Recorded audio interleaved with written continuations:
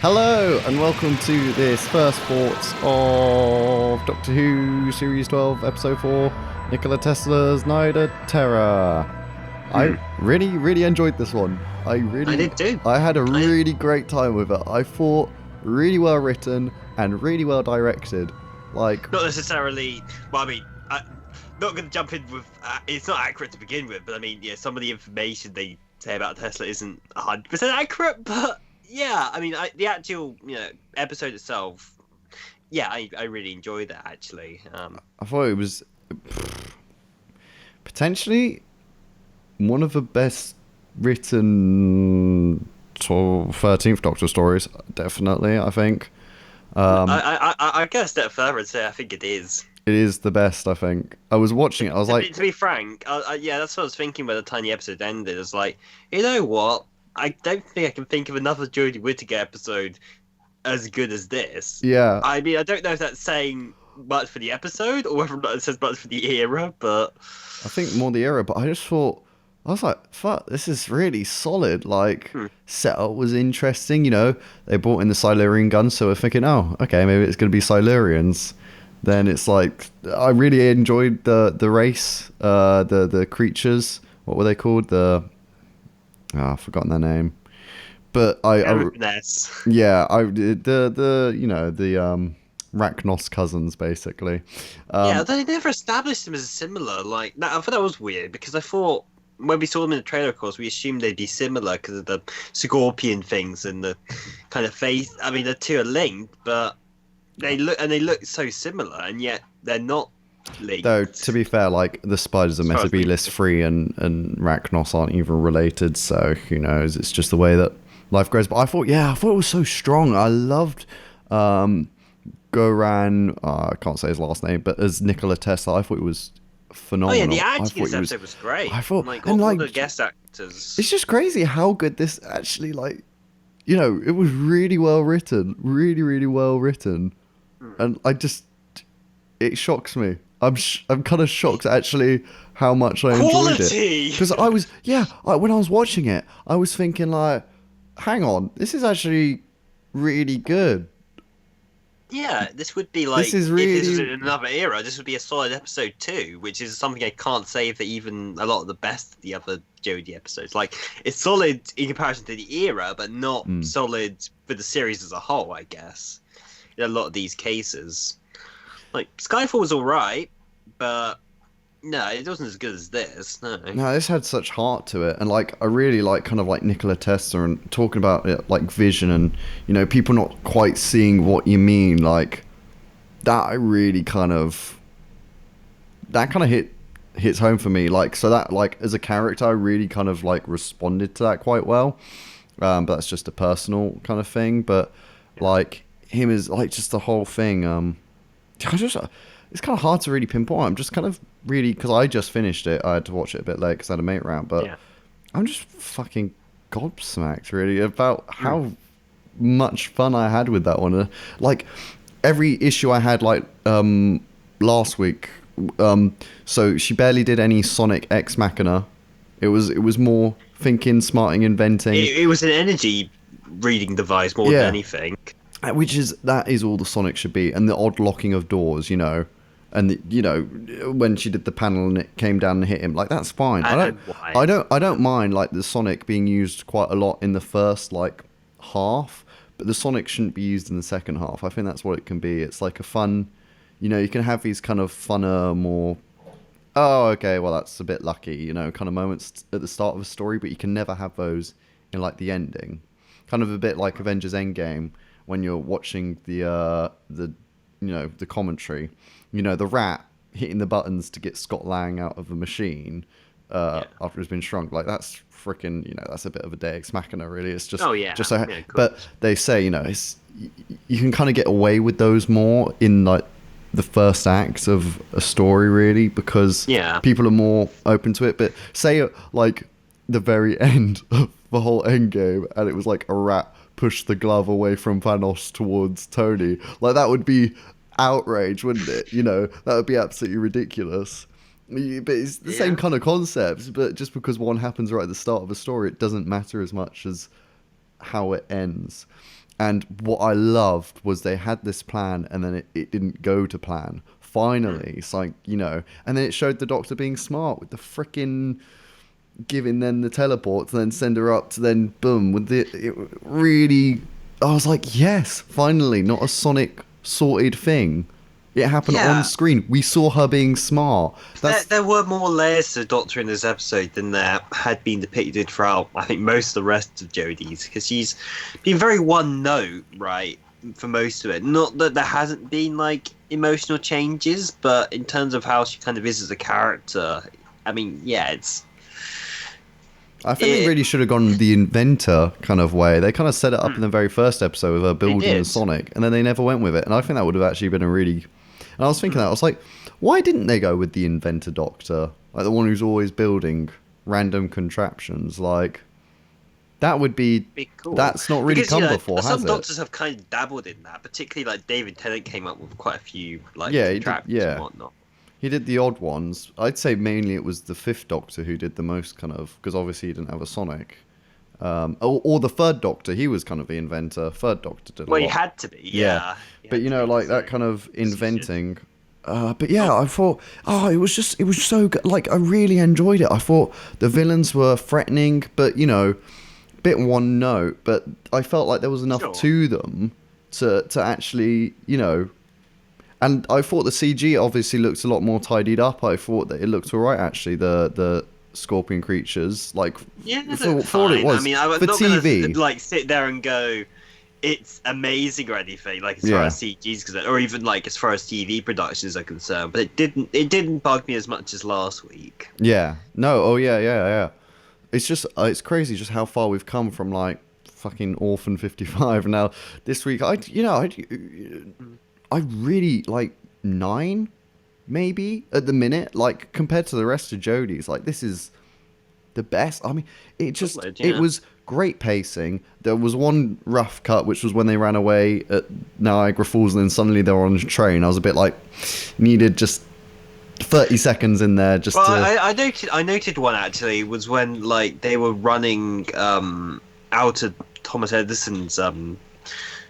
factory, and then suddenly they appear in the TARDIS. It was like a little odd. Yeah. That was a little bit of a where when. There's some weird cuts here and there, but I can look past that because the story was good. The villains were threatening, especially, and I'm glad they used like those people shape things because they're far more intimidating than those scorpion things because you couldn't do much with them.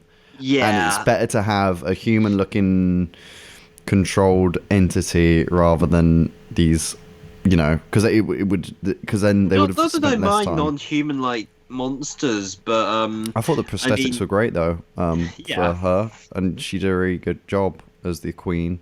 But it's an interesting premise. They escaped. To be fair, they got away. They didn't die. Ship zoomed off. Which I quite like didn't wipe them. They didn't wipe the historical character's memory this time. I'd like to point out. Yeah, I know. I was literally thinking that. I was like, okay. It's like, why? Why did they make that a thing? And then not because make it a you thing? see, these two characters were men, and the other two were women. You see clearly. But so there was a woman there too. she wasn't someone important, you see, so it doesn't matter as much. But yeah, I know it's ridiculous. Obviously, I was jesting there. It was just I know stupid. You were. Just clarifying for the rest of the world. You know, you have to these days. But yeah, great production. Music was pretty decent actually, especially like when Nikola Tesla at the end, like. It was in the foreground, the music, you know, it wasn't just hiding in the back, creeping about. There was some decent musical bits, and I liked that we were with Tesla more, and I felt that the companions each had their individual small moments, while it didn't have any big moments. Yeah, they each had a moment. I felt like they gave Yaz more to do actually than probably anyone else, which I think is again still earned. Graham didn't really do a whole lot, and neither did Ryan. But Yaz was actually kind of part of the main action, and of course got teleported to the ship alongside Nikola Tesla. So yeah, and I like the bit when the Doctor appeared on the ship, you know, because you knew that's where she was going to teleport, and then she was just there. She's like, oh, I don't think she, like, oh, she's useless. Oh, I don't think she's, and it was really nice. Really well directed. Really, really good. Like, you know, just the way it was built and most of the edit was really, really good, you know, seeing them build and the way that when the Doctor was doing the plan, it was just, it flowed really well. It had a lovely flow. The directing was good. The staging was really good. It just worked. It worked really, really nicely. Though I hate when they always go, yeah, we're above and no one can see us, and the ship, like, shields glitch and then you can see it for a moment. I'm like, okay, I'm pretty sure people saw that ship above New York. But whatever. Well, I don't think it glitched this time, did it? Well, I think it was like you saw the top half of it. It was like the bottom half that was camouflaged. It was just like, yeah, but then the whole thing went. It's always cliche, but that's just a nitpick. Yeah, but, yeah. I thought, yeah, it was really, really solid. Yeah, I thought acting was great. I'm agreed. I mean, I like it in that, you know, of course we had a lot more serious historical in the last series, you know, focusing on issues such as race and ancestry and heritage and whatnot. It was kind of nice to go back to, again, more of a kind of more old school approach to it, to where the, you know, serious historical issues aren't, in this case, aren't really there at all. It just focuses on like a...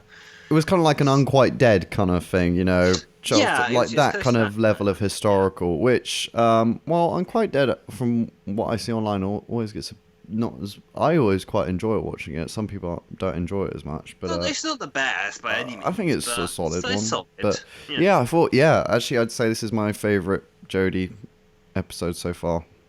Agreed. I think it was really, really solid, and...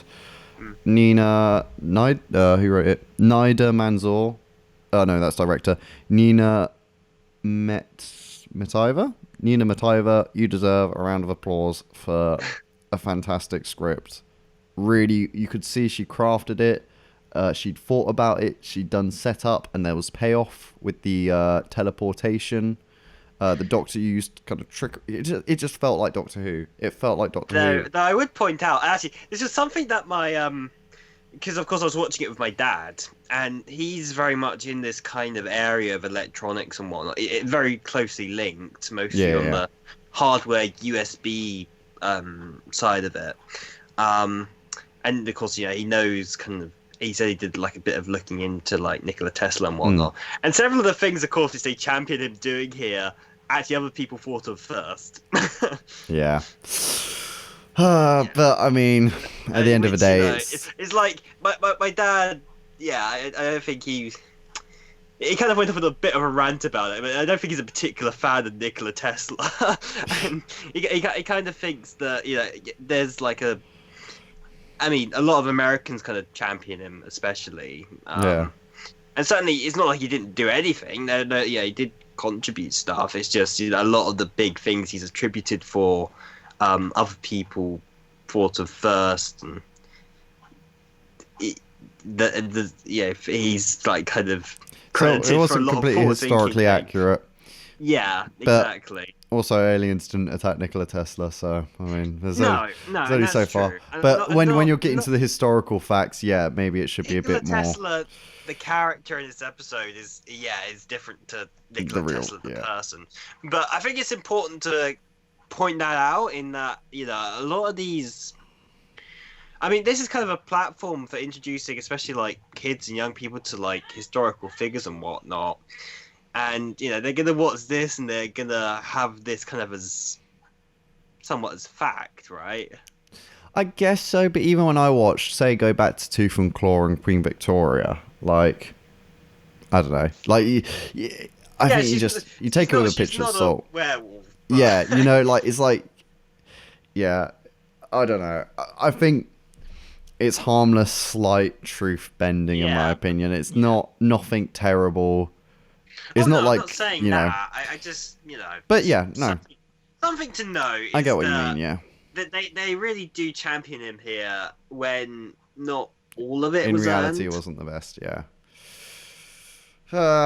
Well, there we go. But I still think strongest Jodie Whittaker episode. Agreed. And I'd say that so far we're not doing too bad. So Spyfall Part 1 and Part 2 were decent. Orphan 55 wasn't good, but this one was great. So far, I'd say we're at a better start than we were last series. So this time, last series, we had The Woman Who Fell to Earth, which was good. It depends on whether or not you think of it in retrospect or not. Because we were really quite positive about Woman Who Fell to Earth. Yeah. When it first launched. No, I really do still like that one. And then Ghost Monument was bad. Actually, it is quite similar. And then Rosa we championed for a bit. I still think Rosa's great. Did. Yeah. Well, I still think Rosa's brilliant. So I think it is very similar to last series at the minute. No, because then episode 4 was Arachnids in the UK, which was awful. So we kind of had good, awful last series. But this one, I think we had. I'm just thinking of Skyfall as one thing, but if you go, I got to do it by 2 parts because I have to do it as 2 parts already because it's just to compare it. Yeah. Okay. Sure. Yeah. Like I said, it's just in my head. I was just thinking about it like 3 episodes. Yeah. 3 stories, but 4 episodes. Because I say that part 1. Part 2 is really good as Spyfall. Actually, I would say apart from the final act is a bit weak, and I enjoyed the very high action pace of Spyfall Part 1. Just should have been better balanced. I think. And the companions were completely useless, really. But then Orphan was awful. But that's kind of it's just because it didn't earn its thing. It just and it had. I read a really good. So much more. I read a really good review about like the issue with there was no establishing shots, so things just didn't like fit together in scenes. Like they were never on screen at the same time. It was. I think that's. Because I talked a lot about the pacing, I think that's the bigger issue. It's actually there wasn't any establishing shots. It made it really disjointed. But this one fantastic. All those issues definitely not there.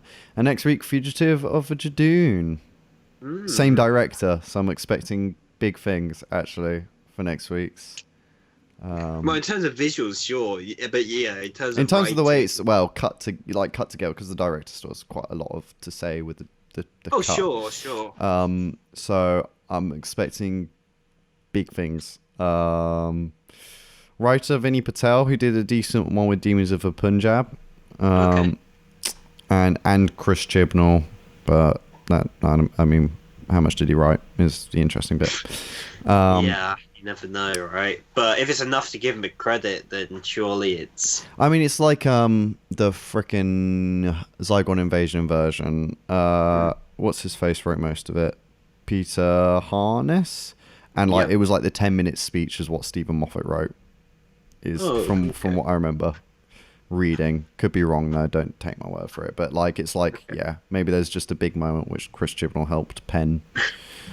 Sure. So then after that, Pararexus. I don't know how they pronounce it in the episode. We'll find out. Paranosaurus Rex. Which is Pete McTee, who did Pete McTee. Kablam. Okay. Which is cool. And then we don't have the names for the next 4 episodes yet. I'm guessing we'll get those after episode 6 airs. But so far, maybe in between. I'm feeling positive. But viewing overall ain't great. So the final scores came in for Spyfall Part 2, which was 6.07 million, which is lower than any of last season. Which is a shame, because now we're getting on better track. But hey ho. Yeah. Hopefully it's. Although I did read an interesting article recently, which was, what did Chibnall say? He said he doesn't read reviews or anything, because there'll always be people who like it and there'll always be people who don't like it. And they just want to make the show that they want to make. And in some ways, I can understand that mentality of not wanting to read reviews. There are always going to be people who don't like it. I mean, you look at the Facebook comments on, what did you think of the episode this week? On Facebook, they always put it up. And there's always a mix. But no, actually, Spyfall Part 1 actually had more positivity, actually, I gotta say, and Part 2. Obviously, Orphan 55 got ripped into. But, like, I wonder what this one is, actually, out of interest. Yeah, I mean, you know, I did look at kind of the title of that, and it's like, on one hand, yeah, I do understand that, because, yeah, I mean, yeah, you want to make the show which you want to make. You don't want to have to feel like you're bowing to the audience's every whim when you're creating it. But at the same time, you know, I don't think ignoring it outright is productive, because, you know, you find. I mean, it's difficult, of course, from an internet perspective, to find where it's constructive and where, you know, it's just rambles of people. But I think taking into account what people are thinking, even if it's not,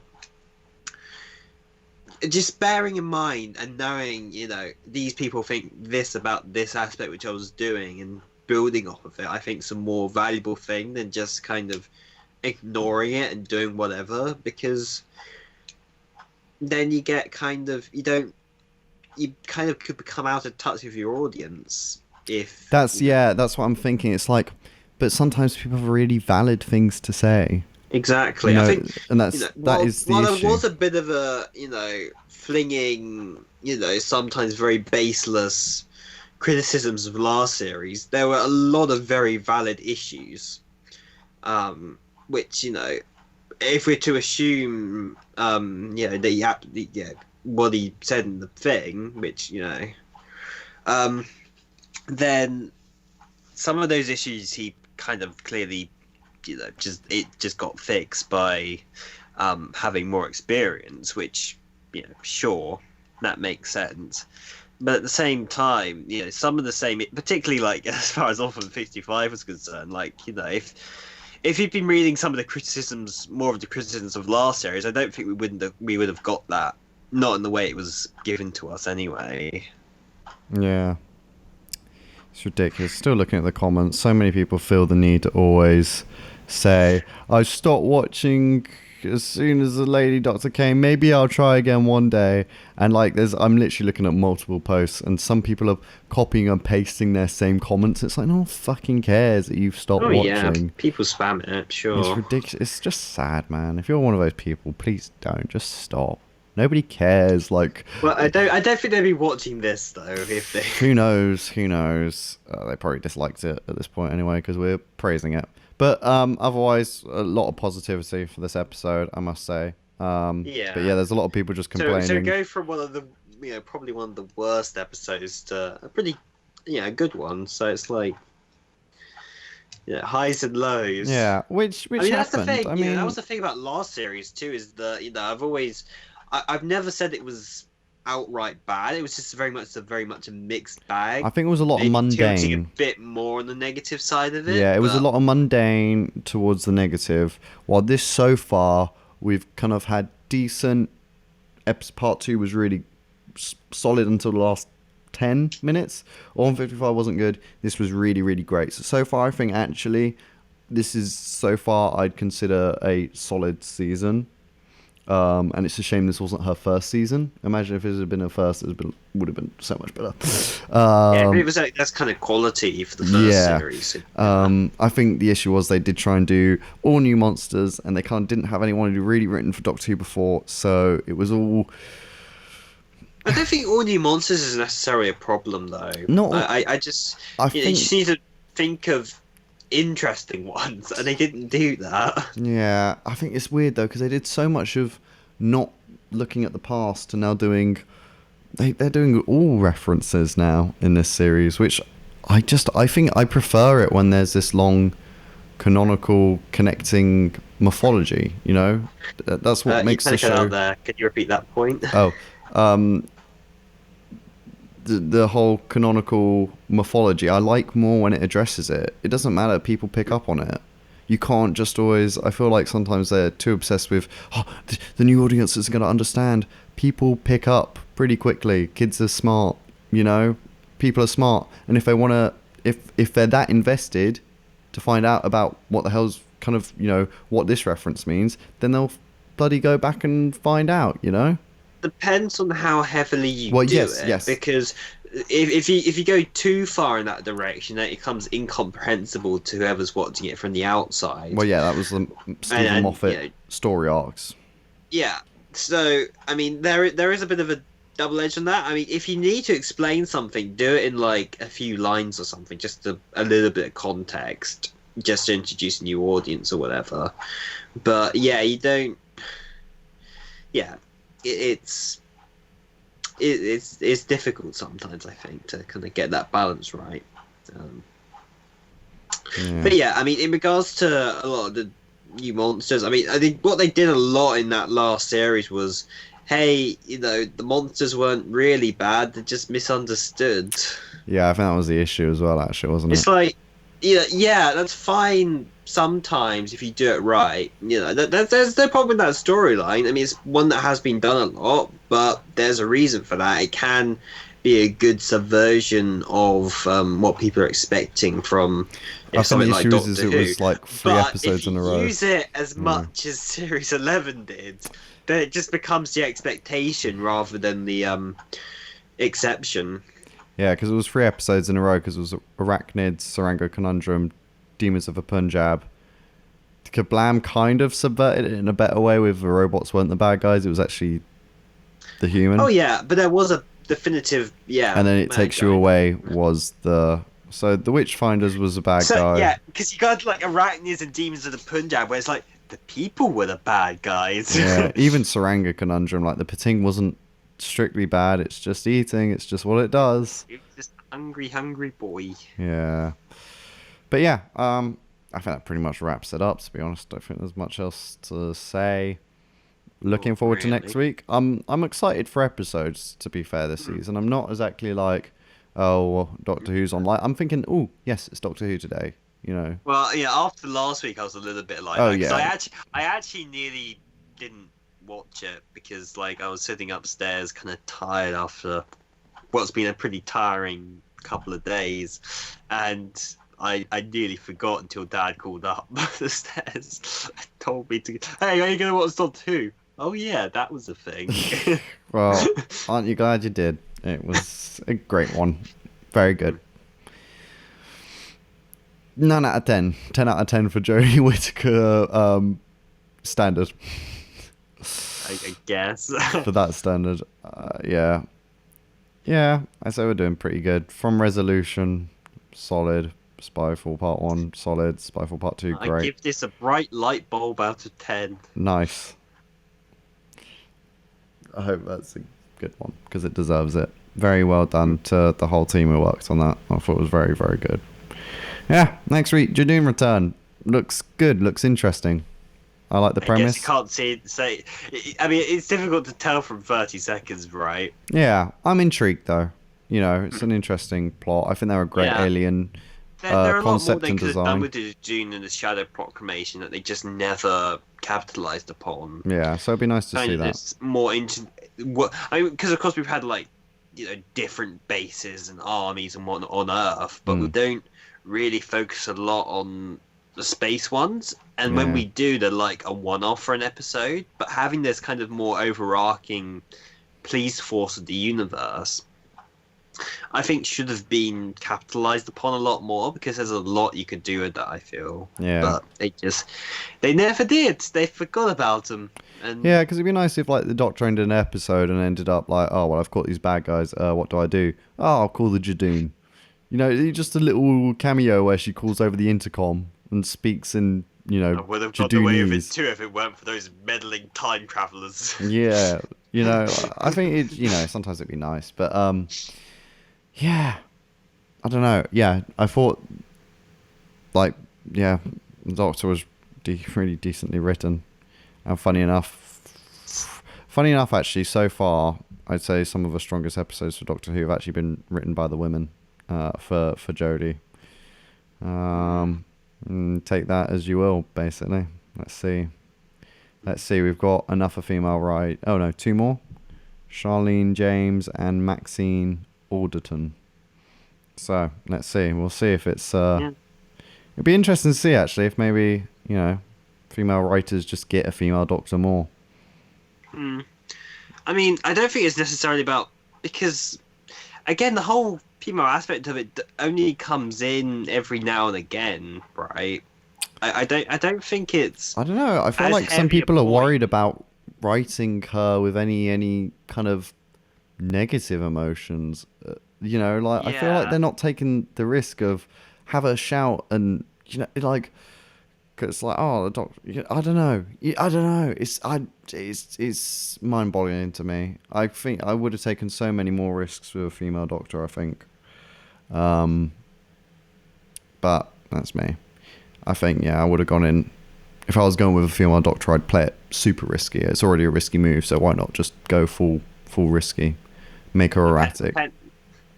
Oh yeah, in that regard, yeah, yeah. Make her erratic, make her invent it, make her the female Doctor Dolittle kind of thing, something like that. Yeah. Always talking to things. Yeah, if you go that route, fine. Yeah. That's the route I think I would have gone for. A more erratic, like talking to like a spoon or something, and like having weird conversations with inanimate objects, but kind of and acting like a real weird oddball, but who still pulls it through at the end. Like is kind of like second Doctor. Honestly, it's been such a long time since you've had like really an oddball kind of Doctor, and I guess it's just because of tastes of modern audiences more, because we don't see so many oddball protagonists, I guess, outside of like kids' cartoons or whatever.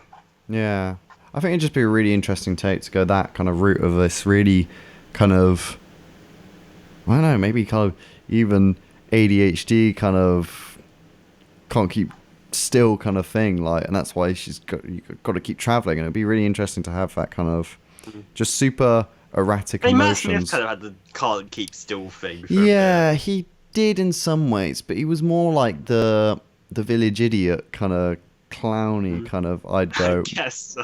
Kind of, do you know what I mean? Like the yeah. Rather than like I'd have someone who'd like talk to things all the time. Jodie's talks a lot, but she's always talking to people or herself. It's like I'd have a talk to. With the exception of it takes you away, but yeah, I'd have talking. Yeah, just I don't know. If I had. I just kind of picture it now wandering around with a puppet. Yeah, just something really different, just kind of weirdly erratic, but also kind of heartwarming and wholesome in the way that she does it. So not like this person's crazy, well, even maybe slightly that, but in the end, like someone who's kind of completely bonkers and crazy, but has the biggest heart and compassion towards humanity and life. Everything's important. Like, kind of like Enemy of the World, when the plate gets smashed and is like, the Doctor's like, people, you make nice things and people come along and break them. Like, it's see something like that happen. I have like the doctor like talk to the vase and how sorry she is that it's broken. Like, I don't know, just something like that kind of different, just something different, which isn't more alien. Yeah, I mean, like that's the thing. She feels a lot more on a different level. She feels that it's broken and it makes her feel broken. Something like she feels far more connected with the universe than anyone else, and that's what the companions would want to also feel. It's like, I want to feel this connection too. That is the route I would go, I think, if I was. Some of the Doctors, some of the classic series Doctors in particular, kind of got this more alien, off-worldy reactions to things a lot more. Like, look at Tom Baker, look at Patrick Troughton, you look at a bit of Sylvester McCoy and Colin Baker, and they all sometimes have a distinctly alien way of thinking about certain things and their perspectives, which is what makes it interesting. But I do find a lot of the modern Doctors, while of course they can be weirder in certain aspects and whatnot, the actual perspective on a lot of things kind of tends to very much stray more human. Yeah. And I think sometimes they should, because sometimes when you're writing the Doctor, I think some writers just tend to forget the Doctor is an alien, or if so, then they just think, well, she's an alien, but we'll basically write her as if she's human. Yeah. Because it would be great, because if you had this person who saw so much love in everything, even in inanimate objects, like, oh, look at this door, like, look at you're like crazy, just completely, you can barely keep her on topic of the situation. Like, even in the back of her mind, she's sorting out everything, you know. She's got a plan. But in the moment, she's not talking about it. She's like, wow, look at this room. It's amazing, you know. Oh, this carpet. And then you have someone who sees so much wonder in the world that when it comes to, like, then finally coming across the Daleks, like, what would that like situation be like, where this person who loves everything that comes across something that's just so full of hate? Like, that's the perfect counterpart. Something that hates everything that isn't Dalek to someone that loves everything. Like, that would be such more an interesting character battle. Yeah. But what do I know? I'm just a humble media student. But yeah.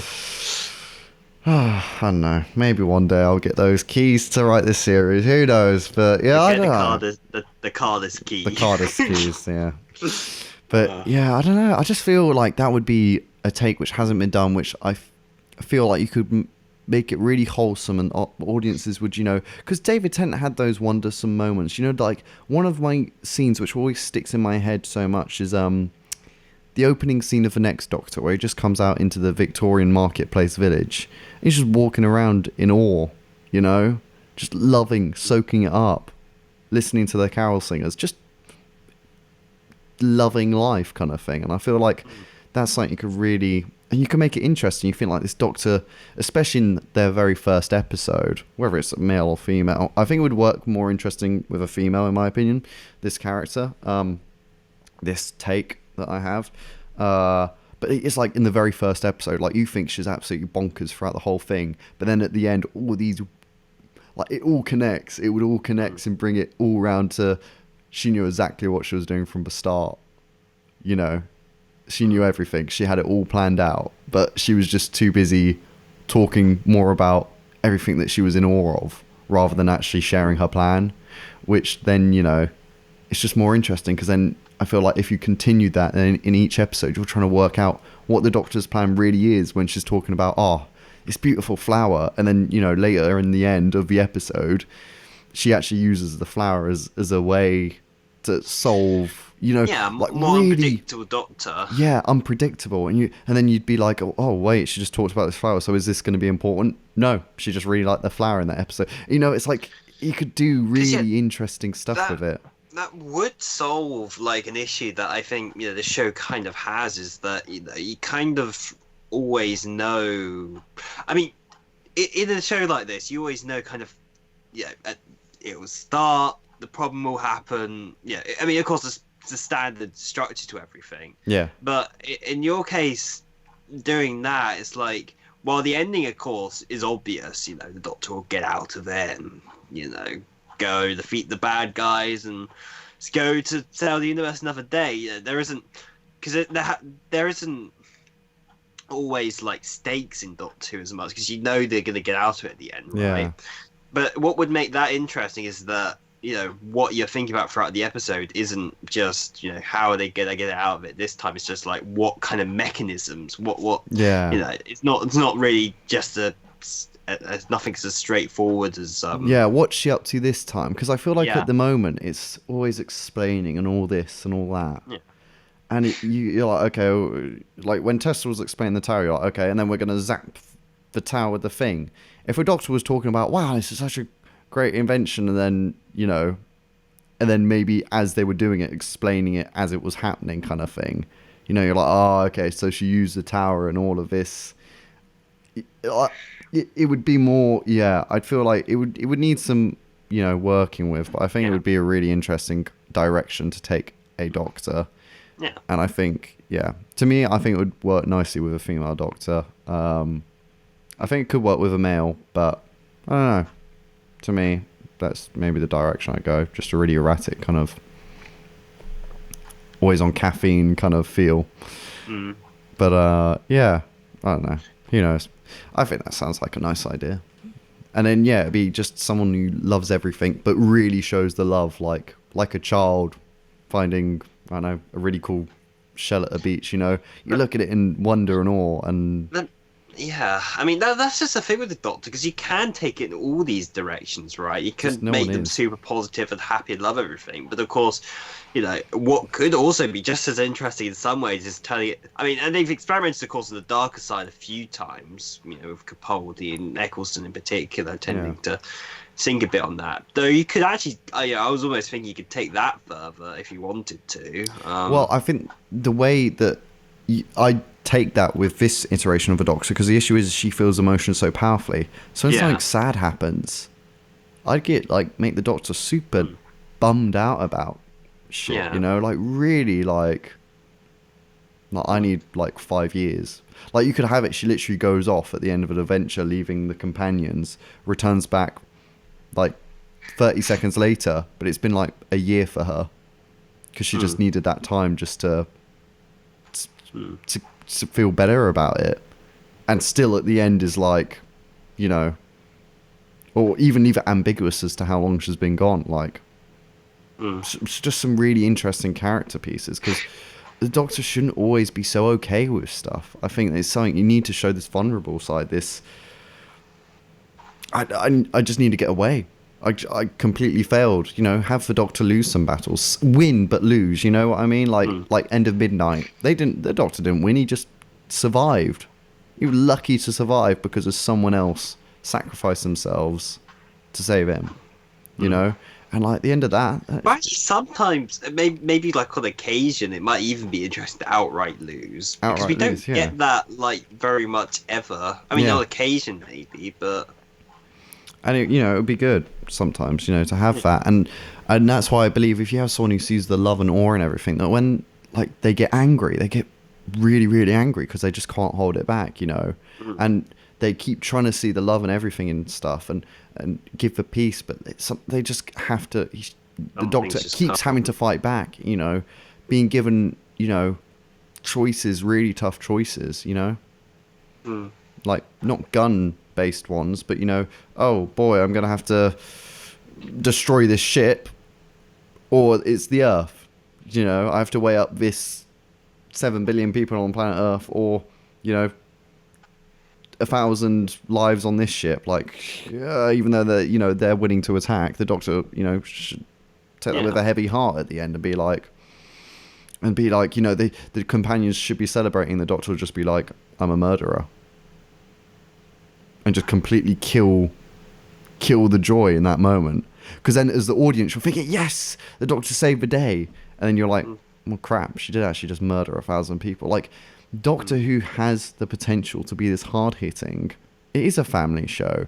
And you yeah, need to realise that killing, no matter who it is not great. Sometimes you have to in situations, but it's still not something someone would celebrate in or feel good about. yeah. I mean, Doctor Who's kind of done that on occasion, And that's when it's but been really fucking good. That's when Doctor Who's been at his best, when it does do that kind of, like when the cigarettes were leaving, the human race killed it. The Doctor's furious. Even though we're like, oh, thank God.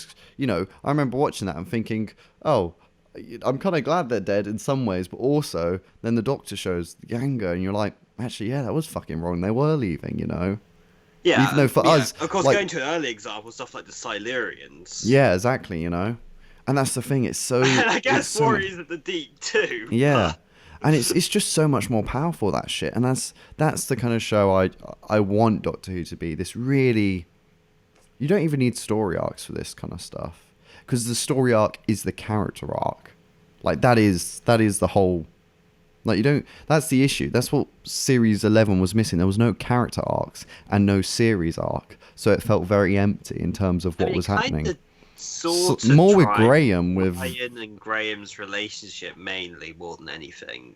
But the thing is like with Yaz in the mix, they lost steam with that. It wasn't enough. It didn't feel like it was earned, especially when you called him Grandad. At the end of It Takes You Away, everyone was expecting that in the Battle of Ransan Kolos, like the final episode. But no, we'll do it in the penultimate one, just randomly. Yeah, they just threw it out there, and it was delivered so badly. It was so unearned, and that's the thing. Like, yeah, but that's what I kind of think Doctor Who should be. But yeah, who knows? I mean, nobody wanted the job when Chibnall took over, so who knows? Might get lucky in 10 years' time. Nobody the BBC wanted. Well, no one at BBC. Because obviously you'd find someone, right? Don't know. They were struggling. Yeah, to find someone who hit their standards or whatever. But you don't know what that is, right? You don't know how many people they approach. But like, it clearly shows like the show. It doesn't matter how like good graphics wise you make it, because the show was doing better back in the 2000s. More is less. Like in a lot of these instances, is that sure, technically the CG is better now, but it's like they didn't. I mean, in some ways they did use it more, and